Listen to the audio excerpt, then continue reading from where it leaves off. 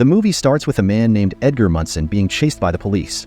He crashes his car into police cars, runs to a rooftop, and grabs a remote trigger. The police point their guns at him and tell him to surrender. Edgar refuses and says he needs to speak with the head detective. Detective Halloran arrives, and he tells Halloran that he has to choose who will die. Otherwise, Edgar will die himself. Halloran takes out his gun just as Edgar pulls the trigger. The cops shoot off Edgar's hand and destroy the trigger, but someone shoots Edgar in the chest, even though Halloran told them not to, and they take him to the hospital. A weakened Edgar tells Halloran that the game has begun. The scene shifts to a room where 5 people, Anna, Ryan, Mitch, Carly, and an unnamed 5th person are chained to a wall with buckets on their heads. After some time, a recording message from John Kramer, also known as Jigsaw, starts to play. Jigsaw explains the rules. To survive, each person must shed their own blood before the chains pull them toward a wall lined with buzz saws. As the saw blades start rotating, the chains begin dragging the captives closer to the dangerous wall. With no other options, Anna cuts her arm and gets free, telling the others to do the same. Ryan and Mitch follow her advice, while Carly gets cut from behind and also survived. The 5th person, unconscious, realizes too late what to do and is seemingly killed. In the next scene, a woman is out jogging in the park. She stops near a crowd gathered by a bridge and is shocked to see a dead body hanging from the bridge with a bucket over its face. Later, the body is brought to the morgue, where forensic pathologists Logan Nelson and Eleanor Bonneville examine it. Shortly after, Detective Halloran and his partner, Hunt, enter the laboratory. The pathologists carefully remove the bucket helmet from the victim's head, revealing a gruesome sight. The face has been cut in half, and likely by a buzz saw. They also discover a small chip embedded in the victim's neck. When they insert the chip into a computer, they are startled to hear a recorded voice of Jigsaw, announcing that only 4 individuals are left. 4 people are trapped in a barn, with chains around their necks. Suddenly, a Jigsaw puppet rides in on a tricycle with a sign that says, "Confess." Confused, the victims start admitting small wrongs. But their confessions don't stop the chains from pulling them towards gears in the center of the room. Luckily, Mitch finds a tape near the puppet and grabs it. This causes the chains to loosen and reveals they're connected to the ceiling. Soon after, 3 syringes drop down, each with similar substances inside. Playing the tape, they hear Jigsaw reveal Carly's past as a purse snatcher, which led to the accidental death of an asthmatic woman. To save the others from being hanged, Carly must choose one of 3 needles. One with an antidote for the poison in her body, another with saline solution, and the last with acid.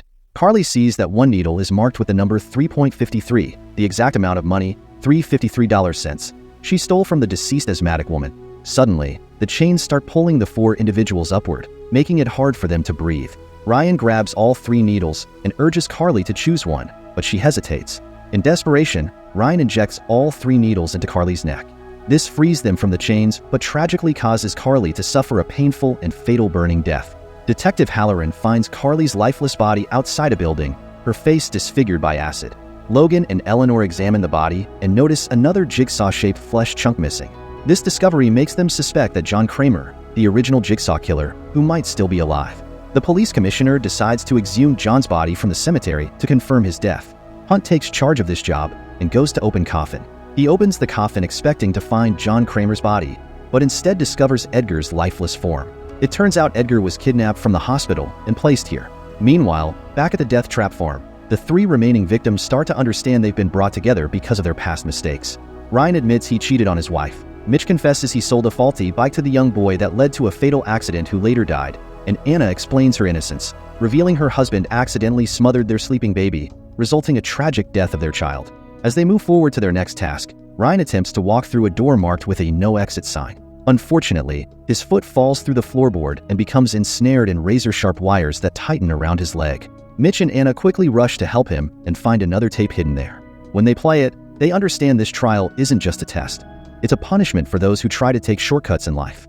Following this, Mitch and Anna start looking for a way out, but end up trapped in a silo with only a television screen for company. Jigsaw appears on the screen, revealing that Ryan must find a hidden lever under the floorboards to save Mitch and Anna. As Jigsaw's message plays, grains begin pouring down from the vents above.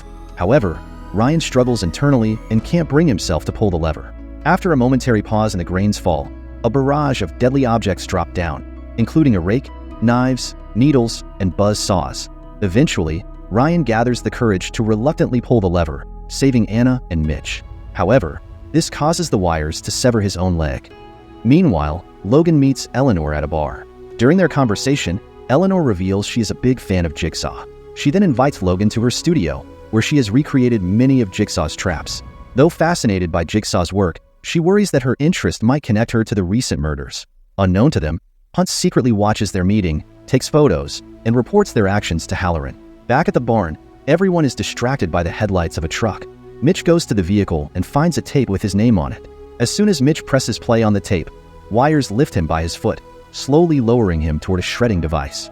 In the next tape, Jigsaw reveals that the young man Mitch sold the motorcycle to was actually his own nephew. Jigsaw accuses Mitch of knowingly accepting $600 from the man despite the defective brakes. To survive, Mitch must descend into the machine and pull the brake handle to stop the shredding mechanism. The game begins, and Mitch is gradually lowered toward the threatening blades. Seeing this, Anna grabs a rod and tries to stop the mechanism by disrupting the motorcycle engine powering it.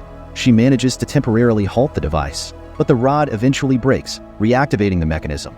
This leads to Mitch's horrific demise as he is completely shredded. Anna, filled with fear, tries to escape but ends up being caught and knocked out.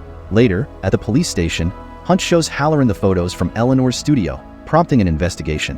When they arrive, they find a body that looks like Mitch. Halloran quickly orders the arrest of both Eleanor and Logan. Hunt goes to arrest Logan, but Logan convinces him that Halloran is the real culprit, pointing out that Halloran was the one who shot Edgar earlier. With this new information, Hunt confronts Halloran to question him about the case. In the next scene, Logan arrives home to find Eleanor waiting for him. She reveals she has discovered the location of the game. The two head to the barn, unaware that Halloran is secretly following them. Elsewhere, Anna and Ryan wake up in a basement, chained to a wall, with a man in a pig mask standing before them. The masked figure reveals himself as John Kramer. He accuses both of them of terrible actions.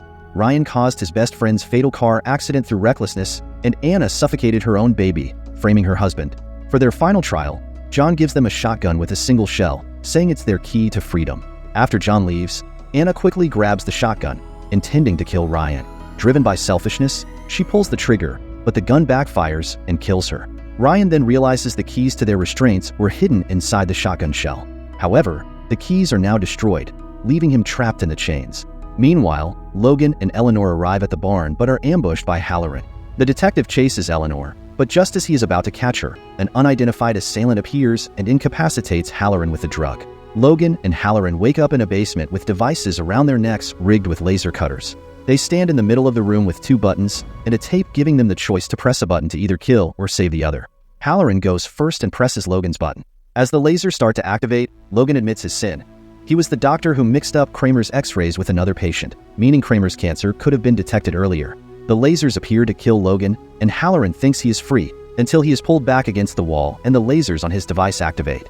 Filled with fear, Halloran confesses that he let innocent people die while letting real criminals go free for his own gain. This stops the lasers and saves his life. Logan stands up, still alive. He removes the device and uncovers a sheet, revealing the long decomposed bodies of Anna and Ryan. He informs Halloran that he was the fifth person in the original trap, which occurred 10 years ago, making this film a partial prequel. Kramer spared Logan's life because his mistake was minor, taking him on as an apprentice to continue his legacy after his death. The bodies mistaken for Carly and Mitch were other criminals released by Halloran, including Edgar, who killed Logan's wife. Logan allowed Eleanor to live to provide an alibi. With Halloran's confession recorded, Logan begins to leave as the lasers sever Halloran's head. He says, "I speak for the dead," and closes the door. In this way, movie ends here. If you want to watch its other parts, comment below and subscribe our channel for more interesting movie recaps.